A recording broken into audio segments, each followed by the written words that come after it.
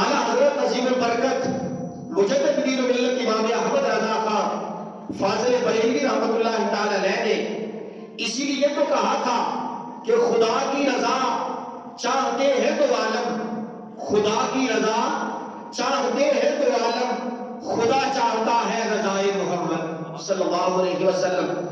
اب یہاں کچھ لوگ کہتے ہیں کہ بھائی خدا تعالی کی رضا تو ہر کوئی چاہتا ہے، تو اعلیٰ حضرت نے یہ اس لیے فرمایا تھا کہ خدا کی رضا چاہتے ہیں تو عالم، کہ اس عالم کے اندر میرے اور آپ کے آقا مولا بھی موجود ہے، تو فرمایا میرے آقا بھی اللہ کی رضا چاہتے ہیں۔ اس کا مطلب یہ نہیں ہے کہ اللہ کے نبی خدا کی رضا نہیں چاہتے، میرے اور آپ کے آقا مولا کی ساری حیات طیبہ ایک لمحہ بھی اللہ کی رضا کے خلاف نہیں گزارا۔ فرمایا خدا کی رضا چاہتے ہیں تو عالم، لیکن دونوں عالم میں اللہ جس کی رضا چاہتا ہے وہ میرے اور آپ کے آقا مولا ہے۔ تو فرمایا کہ جب کفار نے تنگ کیا تو اللہ تعالیٰ نے آپ کو معراج جیسا عظیم معجزہ عطا فرمایا۔ چلیے اگر قرآن کریم کو اٹھا کر دیکھیں تو ابتدائے بعثت میں کفار یہود کہنے لگے کہ نبی آخر الزمان حضرت محمد مصطفیٰ صلی اللہ علیہ وسلم دین تو نیا لے کے آئے ہیں لیکن قبلہ ہمارا استعمال کر رہے ہیں۔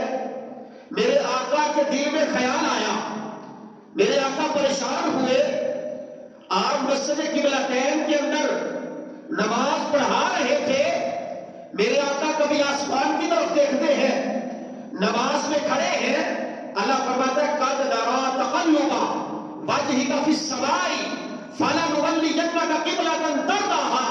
اے پیارے مصطفیٰ، ہم آپ کے چہرے کا بار بار آسمان کی طرف اٹھنا دیکھ رہے ہیں، آپ کا دل جدھر راضی ہوتا ہے آپ چہرہ ادھر پھیرنے آپ طرف ادھر ہی قبلہ بنا دے گا۔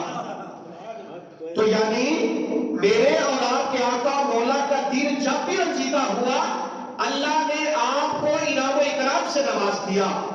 ایک اور قرآن کی آیت دیکھیں، جب آقا علیہ الصلوۃ والسلام کے اوپر وحی آتی تھی پھر اچانک وحی کا آنا بند ہو گیا، ادھر کفار نے کہنا شروع کر دیا کہ معاذ اللہ محمد کے خدا نے انہیں چھوڑ دیا ہے، ان کا خدا ان سے ناراض ہو گیا ہے۔ ایک تو وحی نہیں آتی تھی، اس میں اللہ کی حکمتیں تھیں، اور دوسرا کفار کی تانا زنی۔ جب سرکار کے دل میں ملال آیا تو اللہ نے فوراً سدرہ کے وکیل کو بھیجا، فرمایا میرے محبوب کی بارگاہ میں جاؤ، جا کر میرا سلام بھی دینا اور میرا پیغام بھی دینا کہ اے میرے محبوب، جس طرح رات کے بعد دن آتا ہے، دن کے بعد رات آتی ہے، رات میں اللہ نے بڑی حکمتیں چھپا کر رکھی ہے، اسی طرح وحی کا آنا پھر آ کر رک جانا، اس میں بھی اللہ کی بڑی نعمتیں ہیں۔ لیکن فرمایا پیارے محبوب وَالضُّحَىٰ وَاللَّيْلِ إِذَا سَجَىٰ مَا وَدَّعَكَ رَبُّكَ وَمَا قَلَىٰ۔ فرمایا محبوب مجھے تیرے چہرہ توحید کی قسم، تیری زلف عنبری کی قسم، نہ تو تیرے رب نے تجھے چھوڑا ہے اور نہ ہی تجھ سے ناراض ہوا ہے۔ اور فرمایا وَلَسَوْفَ يُؤْتِيكَ رَبُّكَ فَتَرْضَىٰ۔ فرمایا پیارے محبوب آپ کا رب آپ کو اتنا عطا فرمائے گا کہ آپ اپنے رب پہ راضی ہو جائیں گے۔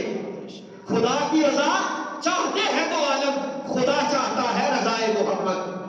میرے بھائیو، جب آقا علیہ الصلوۃ والسلام کا ایک لخت جگر جناب ابراہیم بن محمد کا وصال ہوا، سرکار کے بیٹے تھے، عاص بن وائل کفار کی ایک جماعت میں جا کے کہنے لگا کہ اے گروہ قریش، محمد صلی اللہ علیہ وسلم کا بیٹا بچپن میں فوت ہو گیا ہے، اب جو وہ دین لے کے آئے ہیں وہ دین اب مکہ مکرمہ میں رہ جائے گا، اور جیسے ہی ان کا وصال ہوگا ہم اس دین کو ختم کر دیں گے اور کوئی کسی کا پرسان حال نہیں ہوگا۔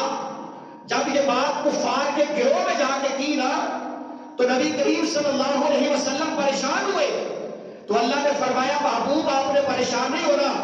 اِنَّا آتَيْنَاكَ الْكَوْثَرَ فَصَلِّ لِرَبِّكَ وَانْحَرْ إِنَّ شَانِئَكَ هُوَ الْأَبْتَرُ.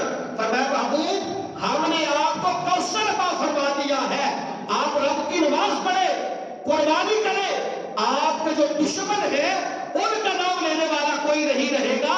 آپ کا چرچا آج بھی ہو رہا ہے, صبح قیامت تک آپ کے دین کا سکہ جاری رہے گا. تو میرے بھائیو اسی طرح واقعہ معراج سرکار کے عظیم معجزات میں سے ہے. فرمایا کہ ہم نے اپنے محبوب کو نشانیاں دکھائی, اور سورہ نجم میں ہے کہ اللہ فرماتا ہے ہم نے لقد رأى من آیات ربہ الکبریٰ, ہم نے اپنے محبوب کو نشانیاں دکھائی اور ہمارے محبوب نے ہماری نشانیاں دیکھی. وہ کتنی عظیم نشانیاں تھیں